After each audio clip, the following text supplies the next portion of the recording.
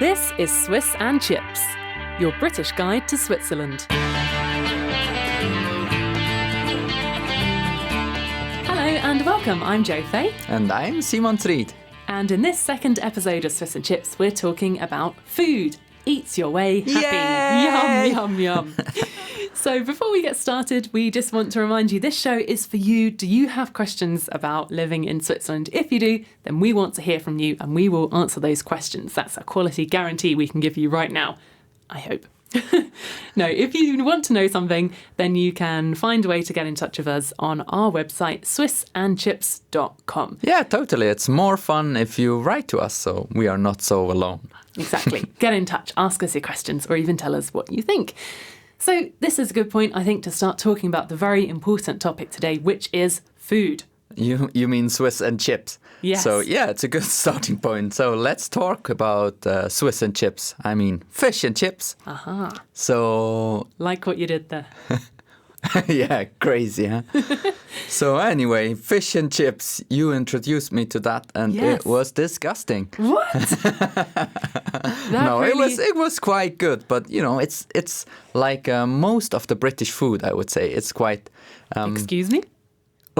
Well, it's quite, you know, fatty, oily, you know. Yummy. Yeah, no, and lumpy chips Lumpy. and... Ugh. No, it was not too bad, but, you know, the chips, they were just... no. I need to intercept this point and say you've just insulted our national dish, one of, but that's okay because other people before you have and will continue to do so, I'm sure. I think we've got a big cultural difference when it comes to chips. Yeah, that's true. With us, these what you call chips, the lumpy potatoes. The lumpy, oily chunky, juicy. potatoes, yeah. Chunky, juicy, fat cut kind of thing. Yeah, you don't really find them in Switzerland. We have them sometimes, but, you know, they usually have wedges or something. Wedges, yeah. Yeah, they are called differently. This fat chips, we usually have more skinny chips or fries. Yeah, that's which true. are, you know... They're also nice, but I mean, in fish and chips, there's no place for a skinny fry there, unfortunately. Oh, it's God. all about the flavour. But and we maybe love it's it. just in general that you don't really find fish and chips in Switzerland. Or did you found somewhere a nice place? Well, funny you should mention that, because at the main station in Zurich, they have a Nordsee, this sort of small chain of different types of fish, sometimes with chips. Yeah, And it's not a Swiss chain, I think. Oh, isn't but it? I don't think so, no. Well, they basically make an imitation British fish and chips, and it has something similar to a large chicken nugget, which is actually fish. And then they attempt to make the chunky chips to go with it, and they have it in kind of a pretend newspaper. And that's basically the closest I found to fish and chips anyway, outside of a Irish pub. Yeah, probably we just don't have it because we don't have a sea around our country. So. That's a very good point, yes. Oh, by the way, the Nordsee probably comes from the Nordsee. Ah, yes. So, good. Glad we cleared up that one. Yeah, let's go to another topic. This oily stuff is a bit too much for my stomach at the moment. Yeah, loads of discussions we had about sandwiches, didn't we? Oh, yes. Where do I begin when it comes to the sandwiches? Basically, there's a couple of things that I tried to introduce you to because I thought they were so fantastic. Fish and chips was number one on the list. That hasn't ranked too highly with you so far. And number two on the list of fabulous food that I wanted to share with you was the sandwiches from Marks and Spencer's. Well, you call them sandwiches. It's just these triangles in plastic, isn't it? No. That you find here at every gas station. There's a big difference between a Marks and Spencer sandwich and a sandwich you'll find at a petrol station in Switzerland. Let me tell you, the range of ingredients and contents they have between those two slices of bread is just fantastic. There's so much choice. I actually think they're very nice quality, nice bread. It's not kind of plasticky bread. But yes, it is different to the kind of sandwiches that you can buy in a bakery in Switzerland. So you called it bread, right? It is. That triangle you call bread. Yeah, see, that's the thing. We generally buy, pre-sliced loaves of bread. And I think in Switzerland, people are generally buying a loaf of bread fresh from a bakery, nicely made, smelling great, not sliced. Yeah, because the toast is like the rubbish of the real bread, isn't it? Well, I think that's just a difference of opinion there. Okay.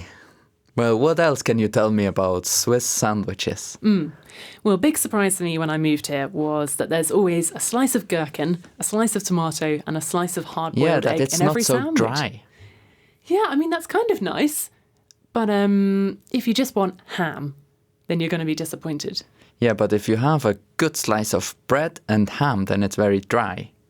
Yeah, I mean, butter I would also like in there, obviously, as well. I see. Well, and when we talk about British food, the first cross my mind is the full English breakfast. Ah, yes, another fantastic meal that the Oh British my have shared God. with the world. It's like when you want to start your day with a feeling. First of all, we don't eat a full English breakfast every day. Well, most people don't. Some people do, I assume. And some elements of it are disgusting, like black pudding, for example. I let you sample this before revealing exactly what was that was involved in horrible. that. Sorry about that. Yeah, what is it exactly? Oh, I also don't eat it very often, to be honest. Off the top of my head, it's something to do with dried blood. Oh, God. That's terrible. Dry blood with sausage, that's what you call a breakfast. Yeah, I mean, you're not going to eat that at 7 o'clock in the morning and then go to work, I don't think. But maybe on a Sunday at about 10 a.m, you might eat it kind of slowly and it's edging more towards lunchtime. Yeah, blood, sausage, and beans. Perfect Great. combination. So the Swiss breakfast is more like, fresh stuff, healthy Yeah. bread, nice smelling, rich, and Bircher muesli, fruits. Yeah, Bircher muesli, and fruits and cheese, fresh cheese. That's a must. Oh, you're winning when it comes to breakfast, Yeah, obviously. has to be said. We can doesn't all it? be jealous of how you eat breakfast here in Switzerland. Yeah. And Bircher muesli, I have to say, I always thought muesli was quite disgusting before I moved here. Something that's supposed to be crunchy but then got soggy in yogurt. Ugh. But now that I've had kind of not just pre-made shop-bought varieties, but maybe, the kind of version that you eat in Switzerland, something that might be slightly more homemade and isn't all squished together and been waiting in a packet for 2 weeks. Yeah, I have to say I quite like it. Yeah, let's just summarize. There are quite big differences between Swiss and British food, and also the expectations and the taste is very different in some Yes. parts. That's true. Mm-hmm. So now that we, have talked about some not so great things maybe and some better things, is there food you really love in Switzerland? Like, could you name, for example, 3 types of food that you love in Switzerland? Ooh, gosh. Okay, you might have to help me out a little bit with the names here. But I would have to say, although I couldn't eat it every day, fondue is really yummy. Cheese fondue or... Cheese fondue, yes. Okay. The other types of fondue are okay, but I think Fondue cheese is... chinoise or bourguignon. Yes, with those. oil or with bouillon. Which is like a kind of meat gravy water type thing, Yeah. isn't it? Yeah, I think So cheese... fondue, the classic. Fondue, the classic, is before you go and eat it, you always feel slightly intimidated. Can I really go and eat so much cheese? Do I really want to? And as soon as you're there dipping a bit of bread or a slice of potato into the cheese, it's just so yummy. And you think, why don't I eat that every And day? with the gherkin. But never a gherkin for me personally. Number 2 on my list, and you're going to have to help me out with the name of this one, is kind of soup that has this extra large sausage inside it and also vegetables. Soup. Oh, basically it's just soup. Oh, sausage soup. Yummy. What a great combination. Yeah, it's a Boerenwurst. Farmer's sausage, I think it's called. I'm not very great in cooking. Oh, God.